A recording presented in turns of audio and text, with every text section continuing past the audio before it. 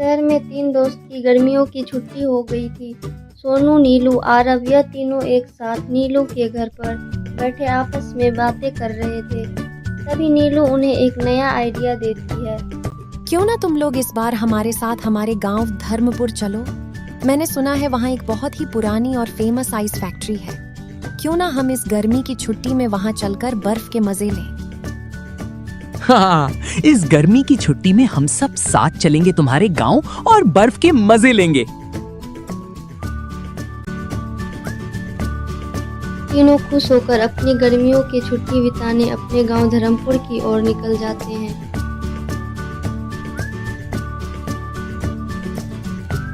चलते चलते वो धर्मपुर पहुंच तो जाते हैं, पर यह तीनों इस बात से बिल्कुल अनजान थे कि जिस आइस फैक्ट्री को वो घूमने आए हैं उसमें कई खौफनाक रहस्य छुपे हुए हैं।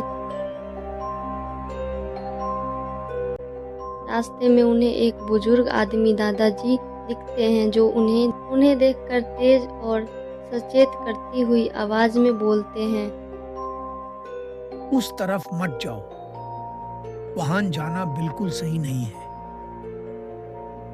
क्यों दादाजी, हम वहां क्यों ना जाएं? बच्चों, ये कई साल पहले की बात है। उस फैक्ट्री में राजेश नाम का एक आदमी काम किया करता था। उसकी ड्यूटी हमेशा रात की शिफ्ट में होती थी। एक रात वो फैक्ट्री में बिल्कुल अकेला था। काम का बोझ इतना ज्यादा था कि वो बुरी तरह थक गया। उसने सोचा कि थोड़ी देर आराम कर लूं और वो एक जगह लेट गया। थकान इतनी थी कि उसकी गहरी आंख लग गई। तभी अचानक ऊपर से बर्फ की एक बहुत भारी सिल्ली सीधा उसके ऊपर आ गिरी। इससे पहले कि वो कुछ समझ पाता, उसके ऊपर और भी बहुत सारी बर्फ आ गिरी और उसी के नीचे दबकर उसकी दर्दनाक मौत हो गई। दादाजी थोड़ा रुकते हैं, आवाज और रहस्यमय करते हुए। लेकिन बात यहीं खत्म नहीं होती। कई लोग बताते हैं कि आज भी रात 9 बजे के बाद उस बंद फैक्ट्री की मशीनें अपने आप चलने लग जाती हैं। कई लोगों ने तो रात के अंधेरे में वहां राजेश की भटकती हुई परछाई भी देखी है। इसलिए बच्चों, तुम लोग भूलकर भी वहां मत जाना। तुम्हारा उस तरफ जाना बिल्कुल भी ठीक नहीं है।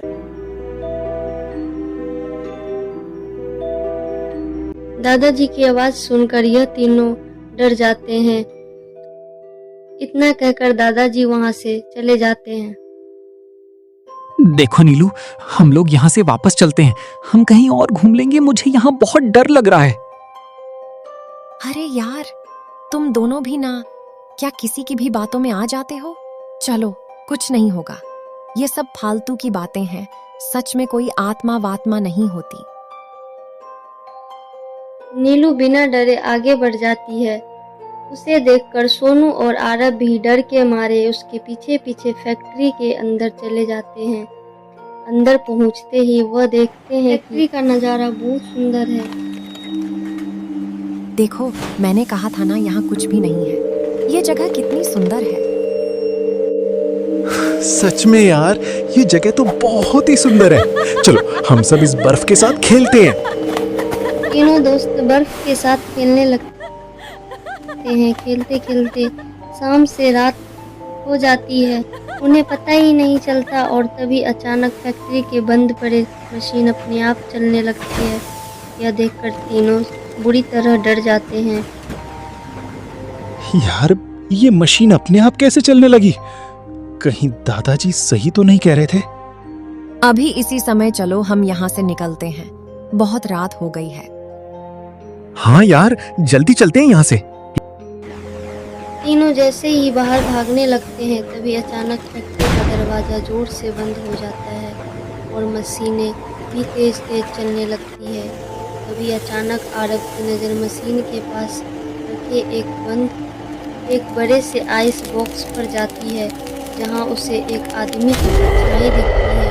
देखते ही देखते येलो कुर्ता वाला भूत उनके सामने आ जाता है और सोनू और आरव को पकड़ लेता है। नीलू बहुत समझदार थी, बहुत बर्फ के पीछे छिप जाती है। तभी नीलू को दादाजी की बात याद आती है। बर्फ में उसकी आत्मा है, अगर उस बर्फ को कोई तोड़ दे तो वो हमेशा के लिए उस फैक्ट्री से आजाद हो जाएगा। इतने में नीलू को सामने पड़ी लोह की छड़ी दिखती है। बिना देर किए नीलू उस छड़ी को उठाकर बर्फ की सिल्ली पर वार करती है। नीलू को वार करते ही सिल्ली टूट जाती है और वो आत्मा बाहर निकल जाती है।